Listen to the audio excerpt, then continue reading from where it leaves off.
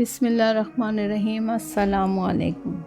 حضرت عیسیٰ علیہ السلام نے نہ شادی کی اور نہ بدھ و مات کے لیے گھر بنایا۔ وہ شہر شہر اور گاؤں گاؤں اللہ کا پیغام سناتے اور دین حق کی دعوت و تبلیغ کا فرض انجام دیتے، اور جہاں بھی رات آ پہنچتی وہیں کسی سر و سامان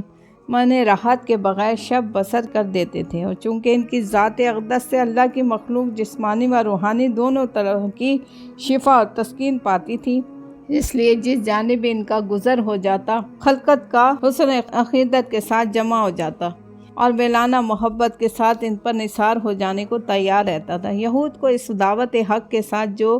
عناد تھا، اس نے اس بڑھتی ہوئی مقبولیت کو انتہائی حسد اور سخت خطائی کی نگاہ سے دیکھا،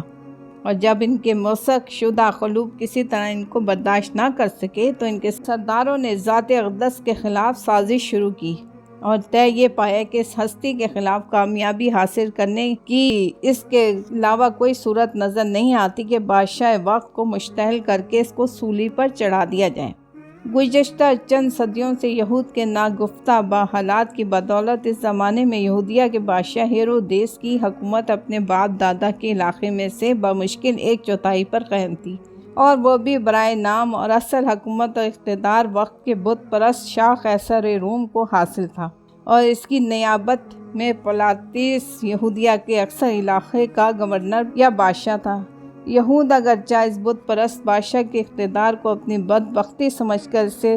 ناراض تھے، مگر حضرت عیسیٰ علیہ السلام کے خلاف قلوب میں حسد کی آگ نے اور صدیوں کے غلامی سے پیدا شدہ ذہنیت نے ایسا اندھا کر دیا کہ انجام اور نتیجے کی فکر سے بے پرواہ ہو کر پلاطیس کے دربار میں جا پہنچے اور عرض کیا، علی جاں، یہ شخص نہ صرف ہمارے لیے بلکہ حکومت کے لیے بھی خطرہ بنتا جا رہا ہے۔ اگر فوراً ہی اس کا اتصال نہ کر دیا گیا تو نہ ہمارا دین ہی صحیح حالت میں باقی رہ سکے گا، اور اندیشہ ہے کہ کہیں آپ کے ہاتھ سے حکومت کا اقتدار بھی نہ چلا جائے۔ اس لیے اس شخص نے عجیب و غریب شبدے دکھا کر خلقت کو اپنا گرویدہ بنا لیا، اور ہر وقت اس گھات میں لگا ہے کہ عوام کی اس طاقت کے بل پر قیصر اور آپ کو شکست دے کر خود بنی اسرائیل کا بادشاہ بن جائے۔ اس شخص نے لوگوں کو صرف دنیاوی راہ سے ہی گمراہ نہیں کیا، بلکہ اس نے ہمارے دین تک کو بدل ڈالا اور لوگوں کو بددین بنانے میں مگن ہے۔ بس اس فتنے کا جلد از جلد ضروری ہے کہ تاکہ بڑھتا ہوا یہ فتنہ ابتدائی منزل ہی میں کچل ڈالا جائے۔ غرض کافی گفت و شنید کے بعد پلاطیس نے ان کو اجازت دے دی کہ وہ حضرت عیسیٰ علیہ السلام کو گرفتار کر لیں اور شاہی دربار میں مجرم کی حیثیت پیش کریں۔ بنی اسرائیل کے سردار اور نجومی یہ فرمان حاصل کر کے بہت مسرور ہوئے اور فخر و مباحات کے ساتھ ایک دوسرے کو مبارکباد دینے لگے کہ آخر ہماری سازش کارگر ہوئی اور ہماری تدبیر کا تیر ٹھیک نشانے پر بیٹھ گیا، اور کہنے لگے کہ اب ضرورت اس امر کی ہے کہ خاص موقع کا منتظر رہا جائے اور کسی خلوت اور تنہائی کے موقع پر اس طرح اس کو گرفتار کیا جائے کہ عوام میں ہجان نہ ہونے پائے۔ جس زمانے میں بنی اسرائیل پیغمبر حق اور رسول خدا حضرت عیسیٰ بن حضرت مریم علیہ السلام کے خلاف خفیہ تدبیروں اور سازشوں میں مصروف اور ان پر نازا تھے، اسی زمانے میں اللہ برتر کے قانون قضا و قدرت نے یہ فیصلہ نافذ کر دیا کہ کوئی طاقت و مخالفت قوت حضرت عیسیٰ بن حضرت مریم علیہ السلام پر قابو نہیں پا سکتی، اور ہماری محکم تدبیر اس کو دشمنوں کے ہر مکر سے محفوظ رکھے گی۔ اور نتیجہ یہ نکلا کہ جب بنی اسرائیل نے ان پر نرغہ کیا تو ان کو اللہ کے پیغمبر پر کسی طرح دسترس حاصل نہ ہو سکی اور ان کو بحفاظت تمام اٹھا لیا گیا، اور جب بنی اسرائیل مکان میں گھسے تو صورتحال ان پر مشتبہ ہو گئی اور وہ ذلت اور رسوائی کے ساتھ اپنے مقصد میں ناکام رہے، اور اس طرح اللہ نے اپنا وعدہ پر پورا کر دکھایا جو حضرت عیسیٰ بن حضرت مریم علیہ السلام کی حفاظت کے لیے کیا گیا تھا۔ تفسیر یہ ہے کہ جب حضرت عیسیٰ علیہ السلام نے یہ محسوس فرمایا کہ اب بنی اسرائیل کے کفر انکار کی سرگرمیاں درجہ بڑھ گئی ہیں کہ وہ میری توہین اور تذلیل بلکہ قتل کے لیے سرگرم سازش ہیں، تو انہوں نے خاص طور پر ایک مکان میں اپنے حواریوں کو جمع کیا اور ان کے سامنے صورتحال کا نقشہ پیش فرما کر ارشاد فرمایا، کڑی آزمائش کا وقت ہے، حق کو مٹانے کی سازش پورے شباب پر ہے، اب میں تمہارے درمیان زیادہ دیر نہیں رہوں گا، اس لیے میرے بعد دین حق پر استقامت، اس کی نشر و اشاعت اور یاری و نصرت کا معاملہ صرف تمہارے ساتھ وابستہ ہو جانے والا ہے۔ اس لیے مجھے بتاؤ کہ اللہ کی راہ میں سچا مددگار کون کون ہے؟ حواریوں نے ایک کلام سن کر کہا، ہم سب ہی اللہ کے دین کے مددگار ہیں۔ ہم سچے دل سے اللہ پر ایمان لائے ہیں اور اپنی صداقت ایمانی کا آپ ہی کو گواہ بناتے ہیں۔ اور یہ کہنے کے بعد انسانی کمزوریوں کے پیش نظر اپنے دعوے پر ہی بات ختم نہیں کر دی، بلکہ درگاہ الہی میں دعا کی کہ جو کچھ ہم کہہ رہے ہیں تو اس پر ہم کو استقامت عطا فرما اور ہم کو اپنے دین کے مددگاروں کی فہرست میں لکھ لے۔ اس جانب سے مطمئن ہو کر اب حضرت عیسیٰ علیہ السلام اپنے فریضہ دعوت اور ارشاد کے ساتھ ساتھ منتظر رہے کہ دیکھیے متمادین کی سرگرمیوں کیا رخ اختیار کرتی ہے اور اللہ برحق کا فیصلہ کیا صادر ہوتا ہے۔ اللہ تعالیٰ نے اس سلسلے میں قرآن عزیز کے ذریعے یہود و نصارہ کے ظنون و احکام فاسدہ کے خلاف علم و یقین کی روشنی بخشتے ہوئے یہ بھی بتایا کہ جس وقت میں اپنی خفیہ تدبیروں میں سرگرم عمل تھے، اسی وقت ہم نے بھی اپنی قدرت کاملہ کی تدبیر کے ذریعے یہ فیصلہ کر لیا کہ عیسیٰ بن مریم علیہ السلام کے متعلق حق کی تدبیر کا کوئی گوشہ بھی کامیاب نہیں ہونے دیا جائے گا، اور بلا شبہ اللہ تعالیٰ کی قدرت کاملہ کی پوشیدہ تدبیر کے مقابلے میں کسی کی پیش نہیں جا سکے گی، اس لیے کہ اس کی تدبیر سے بہتر کوئی تدبیر ہو ہی نہیں سکتی۔ اور انہوں نے یہود نے حضرت عیسیٰ علیہ السلام کے خلاف ہی خفیہ تدبیر کی اور اللہ نے یہود کے مکر کے خلاف خفیہ تدبیر کی، اور اللہ سب سے بہتر خفیہ تدبیر کا مالک ہے۔ مکر ہی سے تعمیر کیا جاتا ہے، جیسے ہر ایک زبان کے محاورے میں بولا جاتا ہے، برائی کا بدلہ برائی ہے۔ حالانکہ ہر شخص یہ یقین رکھتا ہے کہ برائی کرنے والے کے جواب میں اسی قدر مقابلے کا جواب دینا اخلاق و مذہب دونوں کی نگاہ میں برائی نہیں ہے، تاہم تعبیر میں دونوں کو ہم شکل ظاہر کر دیا جاتا ہے۔ غرض خفیہ تدبیر دونوں جانب سے تھی، ایک جانب برے بندوں کی بری تدبیر اور دوسری جانب اللہ برتر کی بہترین تدبیر۔ نز ایک جانب قادر مطلق کی تدبیر کامل تھی جس میں نقص و خامی کا امکان ہی نہیں، اور دوسری جانب دھوکے اور فریب کی خام کاریاں تھیں جو تار عنکبوت ہو کر رہ گئیں۔ آخر وہ وقت آ پہنچا کہ بنی اسرائیل کے سردار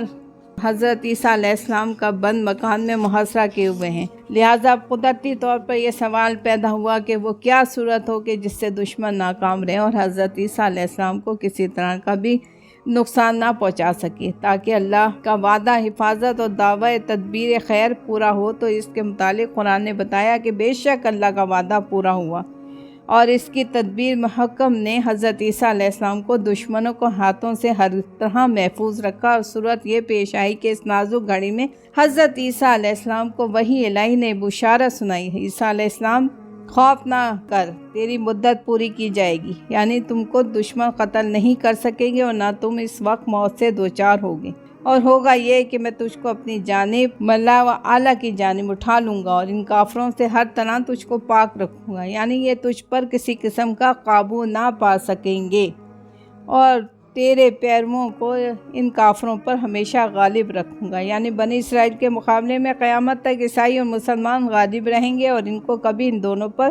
حاکمانہ اقتدار نصیب نہیں ہوگا۔ پھر انجام کار میری جانب موت کے بعد لوٹ آنا ہے، پس میں ان باتوں پر فیصلہ حق دوں گا جن کے متعلق تم آپس میں اختلاف کر رہے ہو۔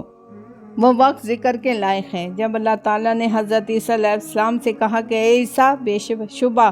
میں تیری مدت کو پورا کروں گا اور تجھ کو اپنی جانب اٹھا لینے والا ہوں اور تجھ کو بنی اسرائیل سے پاک رکھنے والا ہوں۔ جو تیری پیروی کریں گے ان کو تیرے منکروں پر قیامت تک کے لیے غالب رکھنے والا ہوں، پھر میری جانب ہی لوٹنا ہے، پھر میں ان باتوں کا فیصلہ کروں گا جن کے بارے میں آج تم جھگڑ رہے ہو۔